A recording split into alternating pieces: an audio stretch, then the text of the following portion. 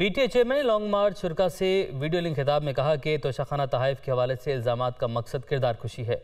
नकल के लिए भी अकल की ज़रूरत होती है। सारा रिकॉर्ड मौजूद है। मुतज़क्किरा बिजनेसमैन की कोई क्रेडिबिलिटी नहीं। इमरान खान ने कानूनी चाराजोई का ऐलान करते हुए कहा कि लंदन, दुबई और पाकिस्तान में मुकदमात दायर किए जाएंगे। इलेक्शन कमीशन में बैठा हुआ आदमी जो चीफ इलेक्शन कमीशन, वो इनका खास आदमी है।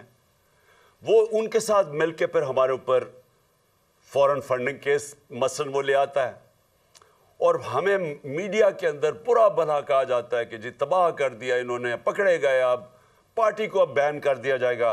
हम सारा रिकॉर्ड देते हैं, उसके बावजूद वो कोई ना कोई चीज़ उठाते हैं, एफआईए को हमारे ऊपर छोड़ देते हैं, किसी तरह साबित करने की कोशिश करते हैं कि इन्होंने कोई गलत काम किया। अब इन्होंने तोशाखाना उठाया हुआ है। मेरे वकील ने इनकी सारी चीज़ें एक एक चीज़ का जवाब दिया। अब इन्होंने एक नया काम किया।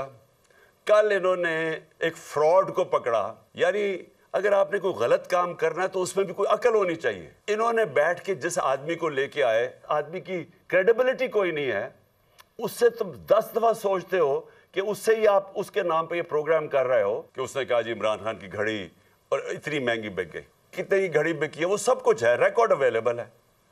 और इन्होंने पूरा प्रोपेगेंडा कैंपेन की। अफसोस से ये कहना मुझे पड़ता है, हमारा जो इंसाफ का निज़ाम है उसमें मुझे उम्मीद नहीं है। मैं इसके ऊपर लंदन में केस करूंगा जो मेरी किरदार कुशी की है। अब ये वहां जवाब देंगे जो शख्स है, ये जो फ्रॉड है, इसके ऊपर मैं दुबई में भी केस करूंगा और पाकिस्तान में भी केस करूंगा।